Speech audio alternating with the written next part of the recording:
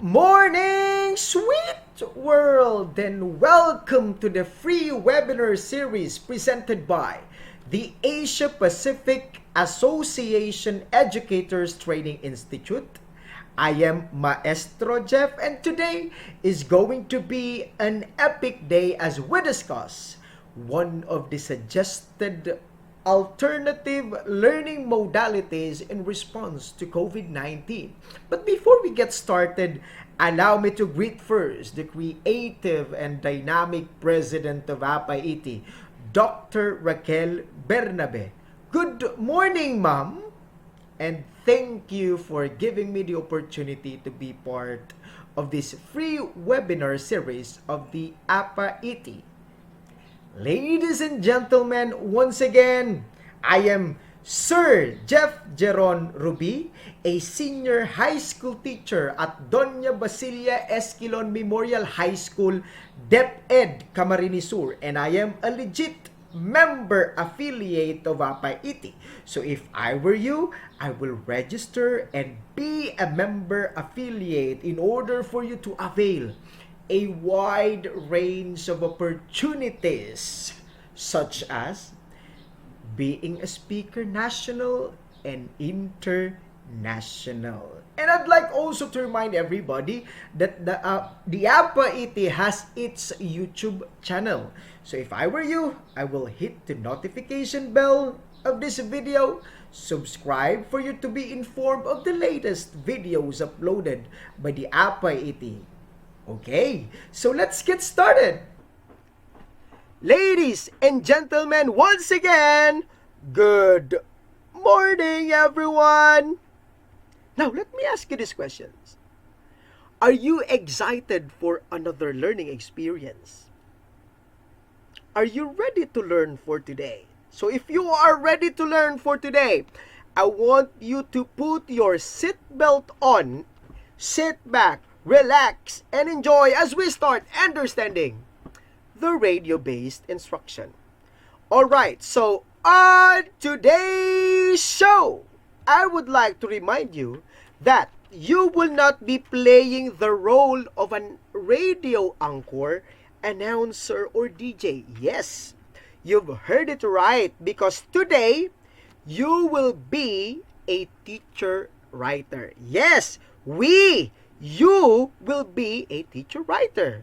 And as a teacher writer, you are expected to enhance your skill on techniques and various structures and formatting of RBI and create lesson scripts for radio-based instruction. And as far as I know, prior to the conduct of this activity, you were given sample lesson script for English and Filipino as your guide in creating your own lesson script. So I hope that's the copies of the lesson scripts are with you right now. Okay? So we will use that as we go along with our discussion. Okay? So if I were you right now, I will start selecting the competencies from the most essential learning competencies of your respective subject. And you know what? Out of the selected competencies from your subjects, you will create your lesson scripts for RBI.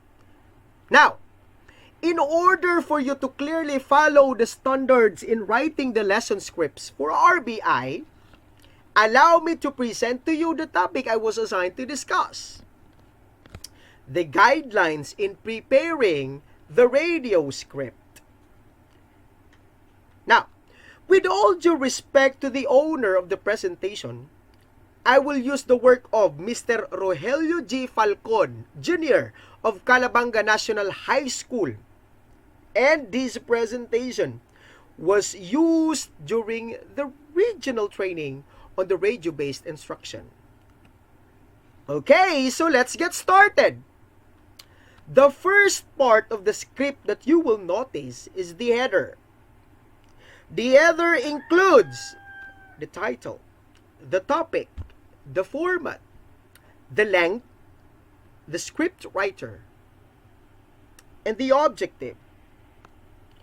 Let us discuss the parts of the header one by one. First is the title. Okay, please refer to the slide for you to follow. I have their example lesson script for English. Okay, so please be reminded to refer to the slide for you to be guided in our lesson. Okay? Thank you so much.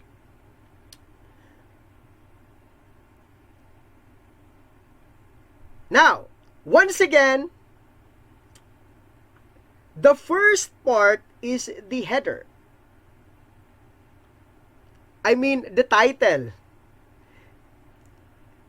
This includes the name of your segment in the radio.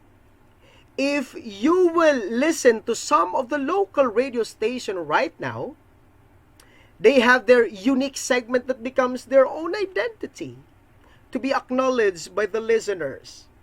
In our case, we should think of the authentic title of our segment for the students to easily recognize our shows in the radio station. We should think of an interesting title which is easy to be acknowledged by our students. If I were you in your school, you think and brainstorm with your co-teachers on the best radio segment that you can use. It would be better if your radio segment title is related to the school's goals, mission, and vision in light with this pandemic.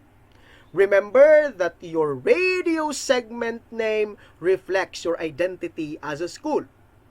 Just like the sample in the script.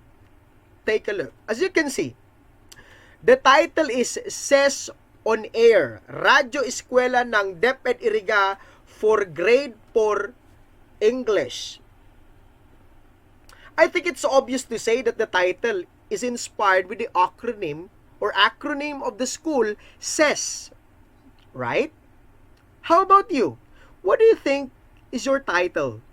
Say for instance, in our school, I would like to name the segment of our school as Kilonian's Radio Channel. That is so simple, right? I know you can do better than this. So, what do you think is your best radio segment? Okay? So, that's for the title. Next, let's proceed to the topic. As you can see, the topic is recognizing the parts of a simple sentence. You might be asking, where do we get the topic? Of course, the topic were taken from the module itself, the self-learning module. Okay? This refers to the subject matter that will be discussed for the session. Next is the format. All of you will follow the School on the Air format, which will be elaborated by yours truly later as my next topic for the next session. So later, we will see each other again for the elaboration of the School on the Air format as my next topic. It is really important for us to understand the format that we are using in creating lesson scripts in order for us to follow the standards appropriately. So later, we will further explain the School on the Air format for better understanding of everyone. Next is the length, which is only 30 minutes. So for 30 minutes time, you are expected to deliver your lesson within the allotted time, especially when we are only asking time slot for our radio station partners. Now, every second is important to radio station. So we should use the given time to carry out the lesson. Okay, next. The script writer. This part presents the name, of course, of the writer of the lesson scripts. Say, for example, in the sample script, we have Miss Eda P. Datu. Okay. And lastly, the objective. This refers to the competencies taken from the MELCs or the most essential learning competencies of your respective subject. These are the objectives you wanted to achieve at the end of the lesson. I believe that these objectives can also be seen on the self-learning modules. Now, the question is, Maybe later you might be asking, how many competencies should be taken up in one radio session? The answer is at least one competency is okay as long as all the parts of the lesson from the preliminaries down to the assignment must be taken up in the 30 minutes radio lesson. Okay. So next is the page layout.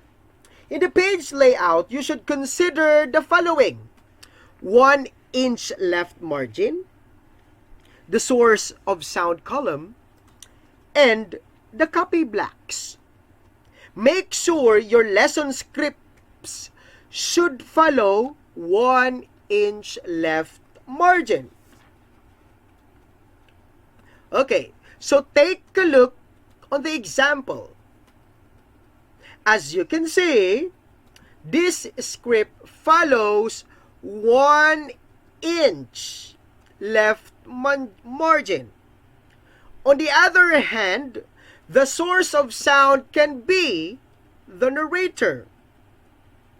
It can also be the music. It can also be the character. As you can see in the presented sample, the sample or the source of sound came from the host, right? So this one.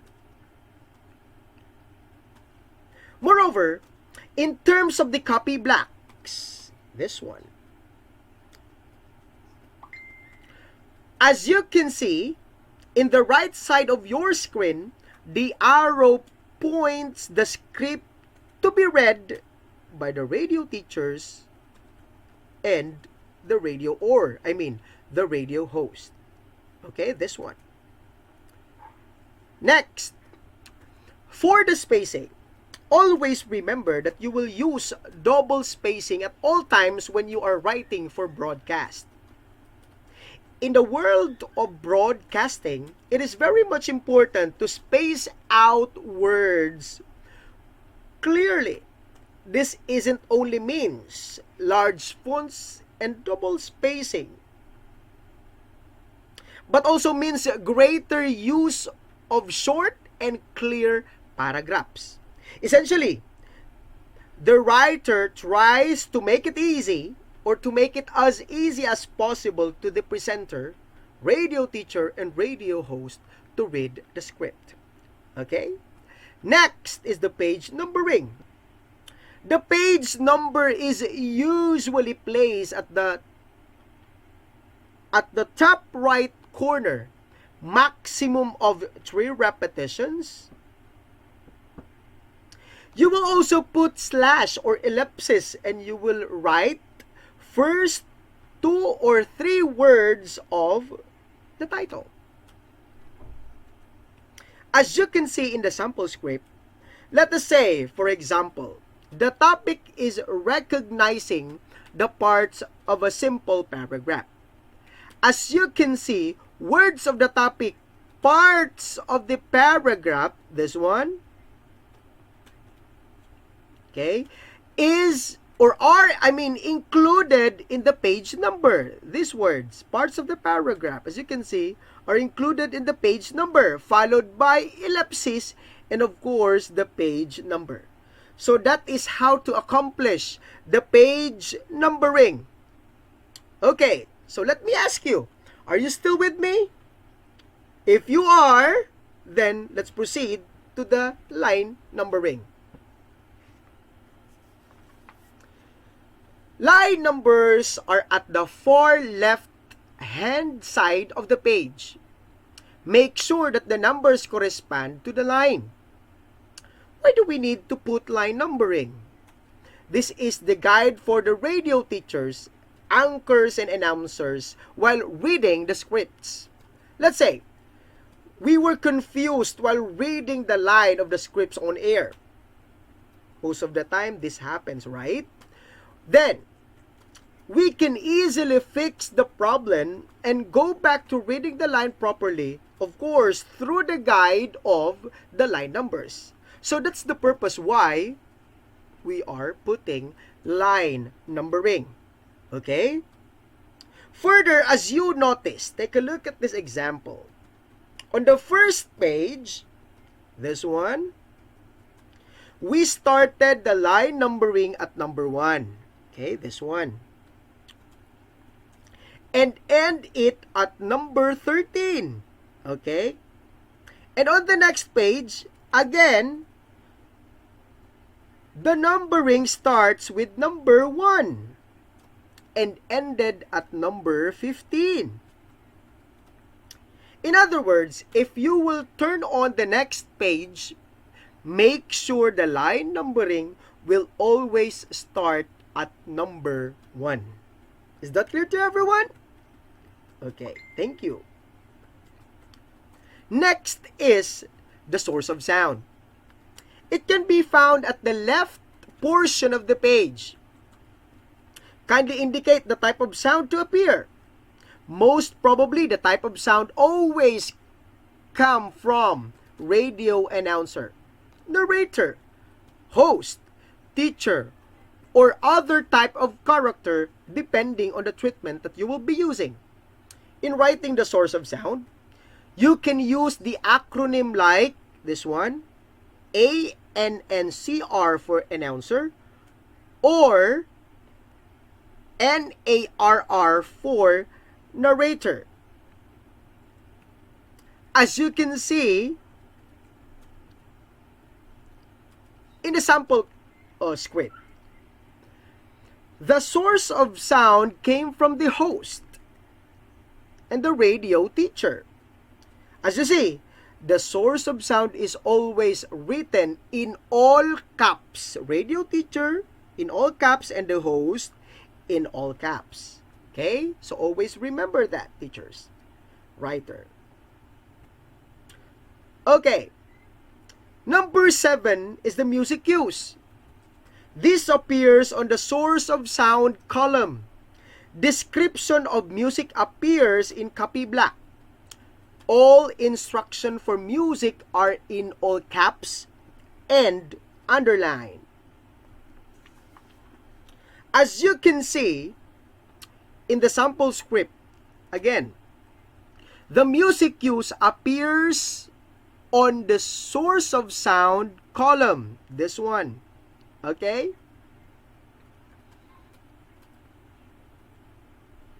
Its description of music appears in copy black. All instructions for music are all in caps and underlined. So as you can see, the instructions here are all in caps and underlined. Always remember that, teacher writers. And for the information of everyone, the description of music in the copy black is the instruction for those who will manipulate the radio music effects. And for those who will be the radio teachers, anchors, announcers, please be careful not to read this description of music in copy black because this is not intended for you. Okay? That's the common problem of a beginner radio anchor sometimes, right? These are 4 operators assigned to music effects. Actually, it would be better if you are the radio anchor at the same time the operator of the radio. Why? You can be the DJ, you can be the radio teacher, you can be the radio host at the same time you are operating the radio. Why? Because you can take advantage of the use of music cues, right? What? How can you take advantage? Of course, you can use it as fillers while you are preparing for the next line you're going to read. Or let's say, for instance, you encounter a technical difficulties or errors. You can use the music cues, right? Or let's say, for instance, you encounter mental breakdown. You don't know what to say next. So you can use the music cues, right? As a tool or as a filler in preparation for thinking of your next word to say. Okay? So, next slide. Sound cues. Okay, so the acronym for sound effects is SFX. This appears on the source of sound column. Its description appears in the copy block. As you can see in the sample, the acronym for sound effects is SFX. Okay, this one.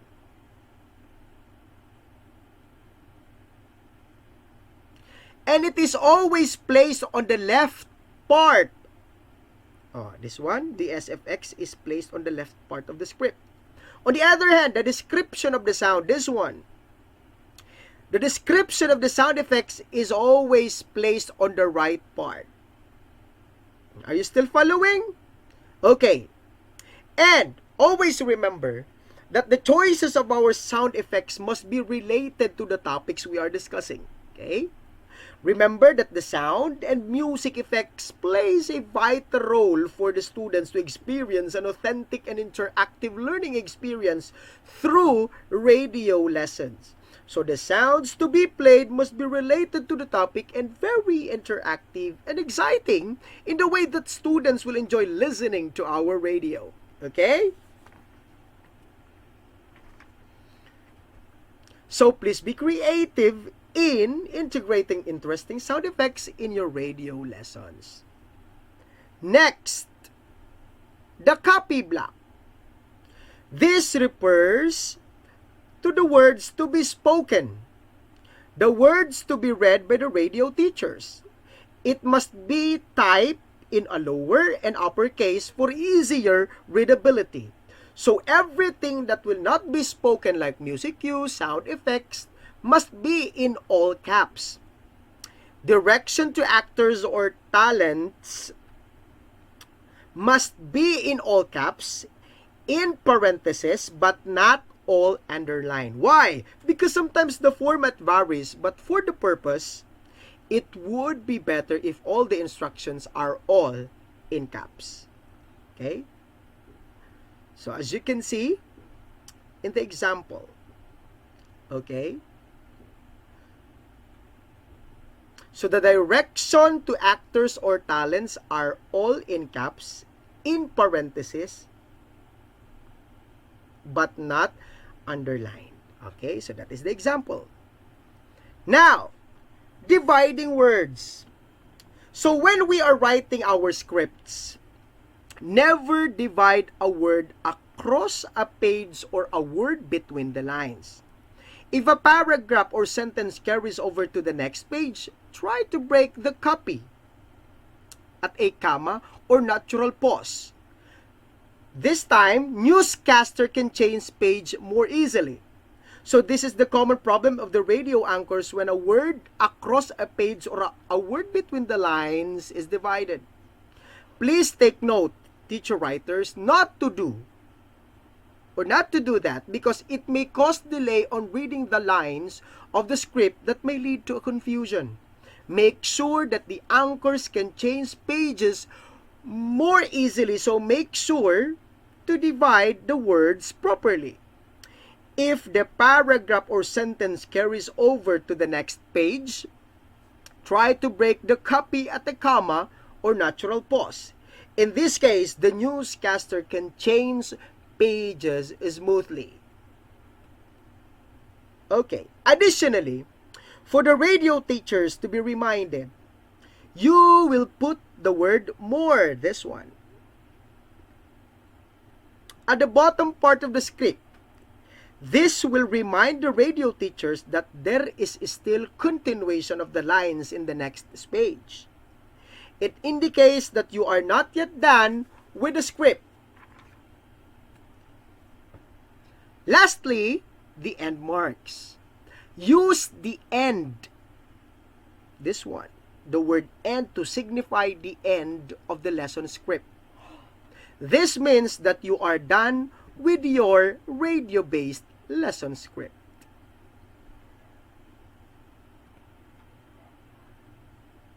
There you have it, teachers or teacher writers, the guidelines in preparing the radio scripts. Those are the things I've learned after attending the Division Online Training for Radio-Based Instruction. I hope you will apply all the insights and learning you gain from this discussion as you create your own radio lesson scripts. I believe that you will follow consistent standards on writing radio lesson script teacher writers after listening to this session. But before I end the session, let me leave to you this quotation.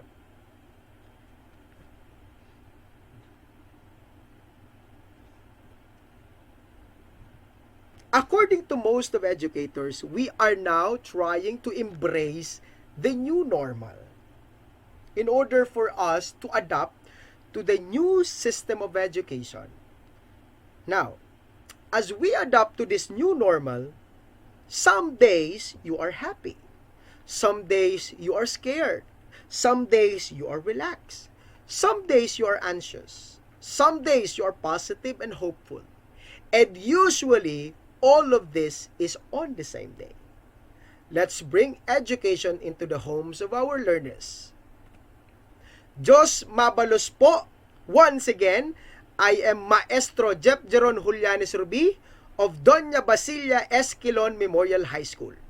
Mabuhay!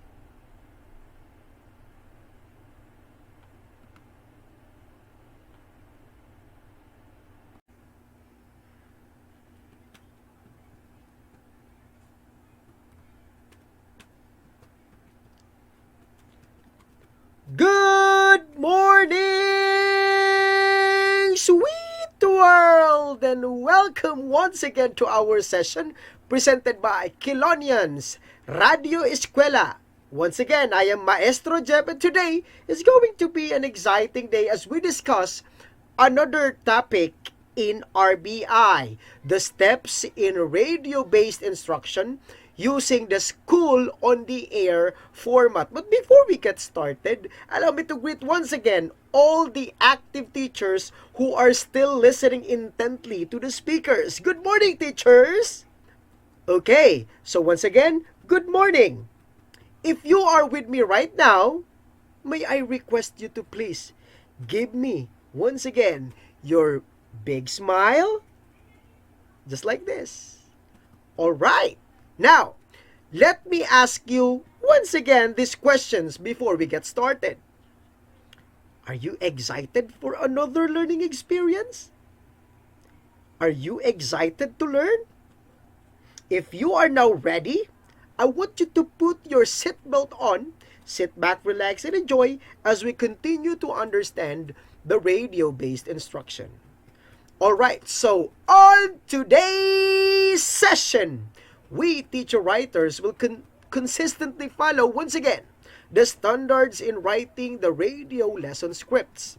To do so, let me present to you the steps in radio-based instruction using the school on the air format.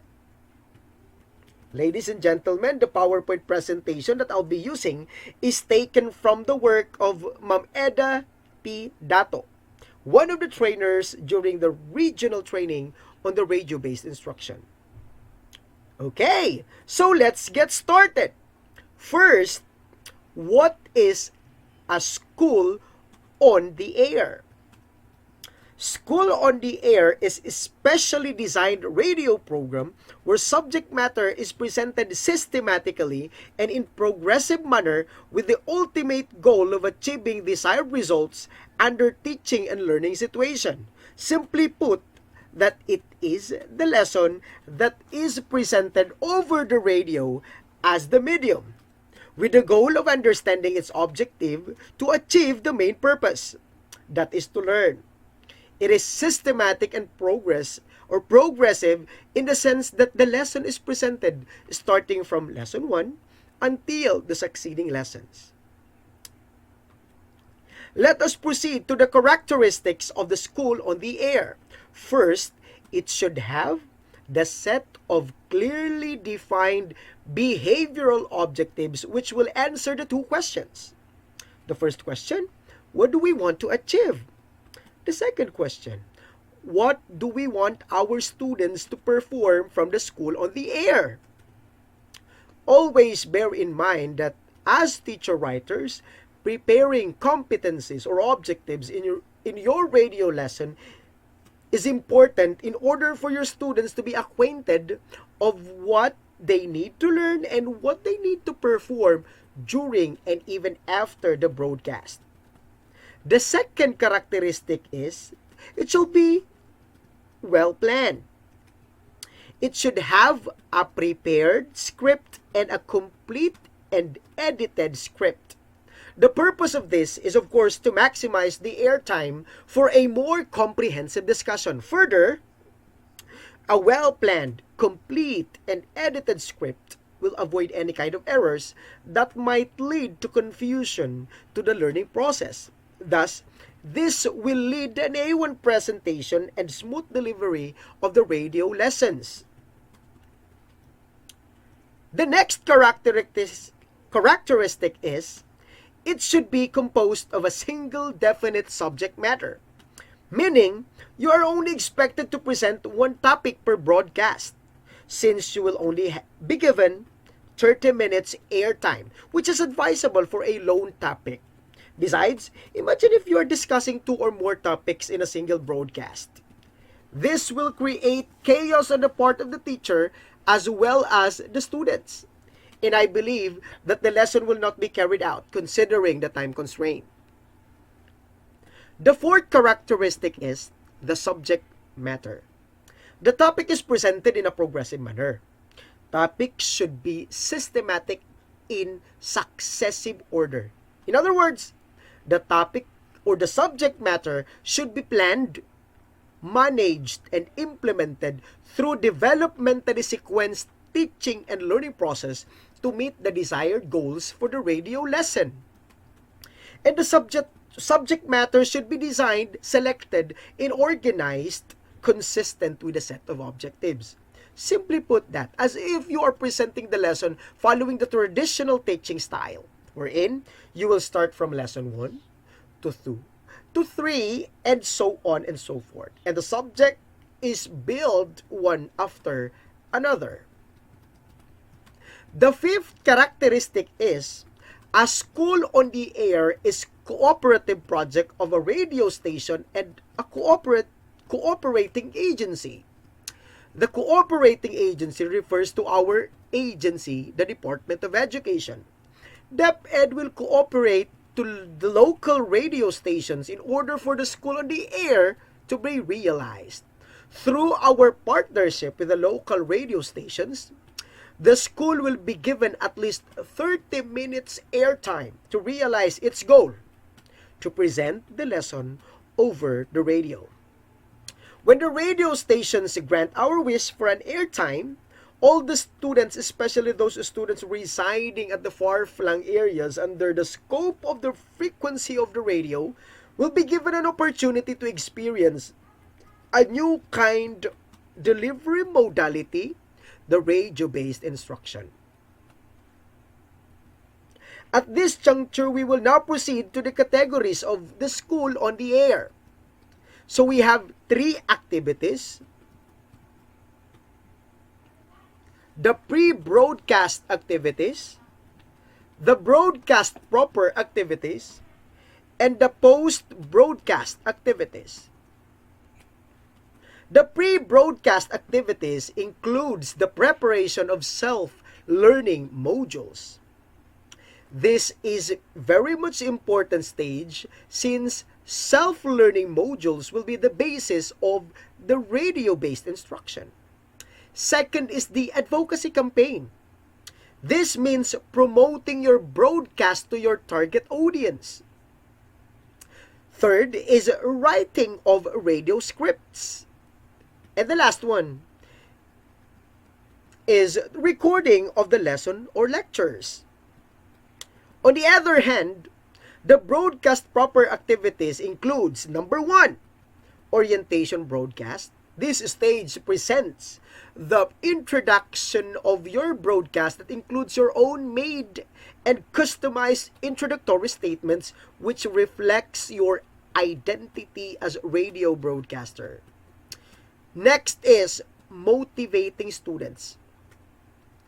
This stage of the broadcast proper allows the radio teacher to encourage the students' listeners to participate in the radio session through integrating interactive activities that will transform the radio lesson into more exciting learning experience.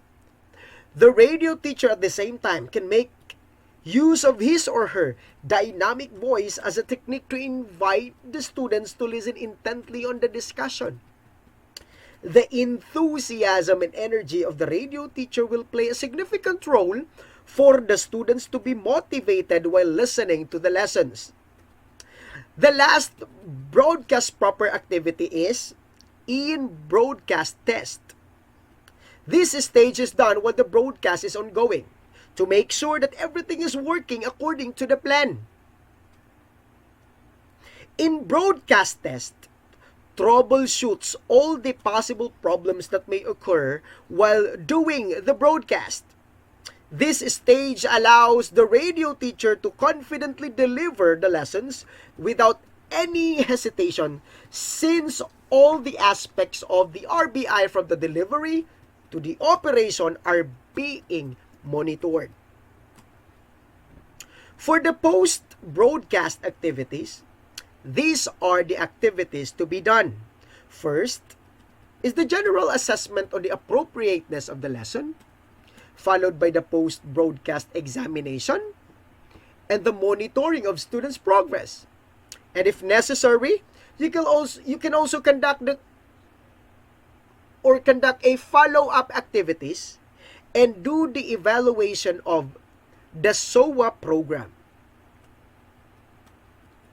Now, are you still with me, teachers? Are you still following? If you are, can I request you to please give me your cutest smile? Okay. At this moment, we will now proceed to the tips for creating the radio scripts. You should pick a radio approach based on your topic, because depending on the topic of your script, some formats will look better than the others. Here are some of the approaches you may use. The U approach.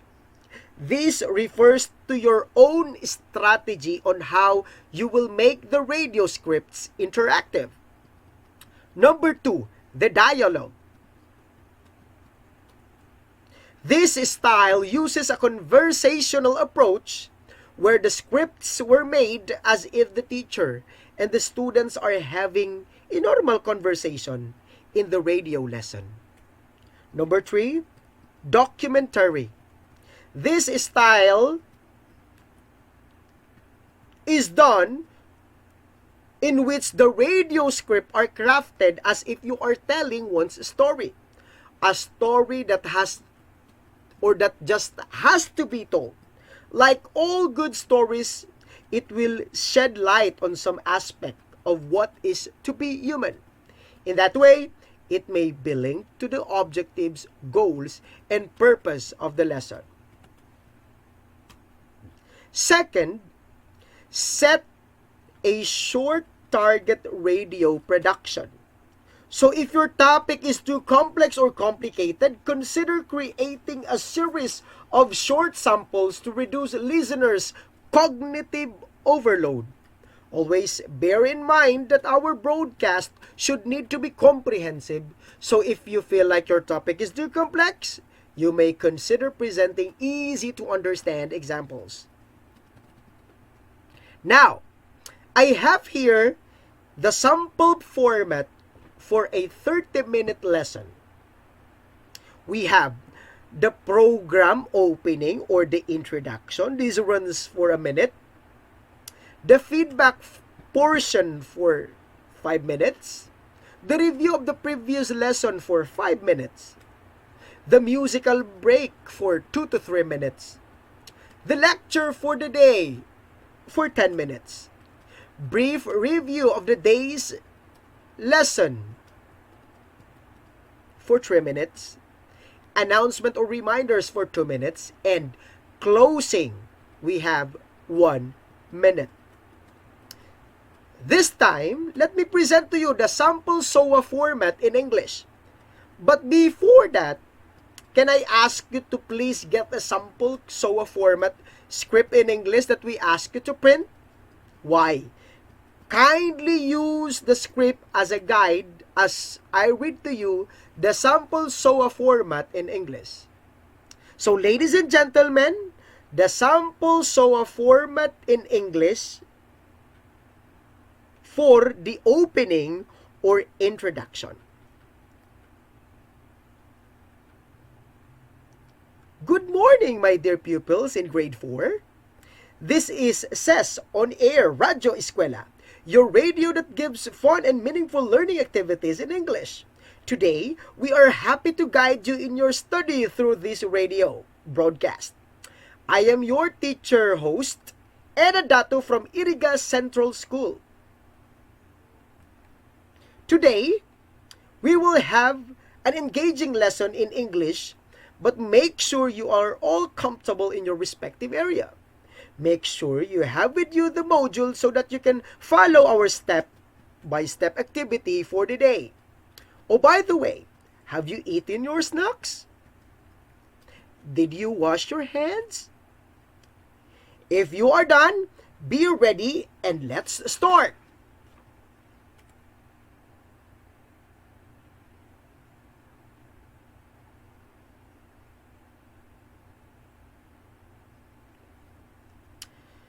We encounter a lot of information every day, right? Now that we are all suffering from the COVID-19 health crisis, we read a lot of information every day. Whatever we do, wherever we go, everything that surrounds us can be the source of information. And you know what, kids? Words gives us meaning. When words are connected to become a sentence, it expresses a complete thought. And when we combine sentences together, they form a paragraph.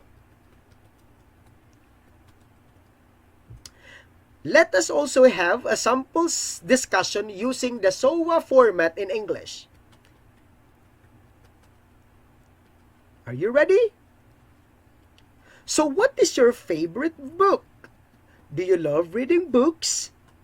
What do you think is the oldest printed book in the world? Do you know that the Bible is the oldest printed book in the world?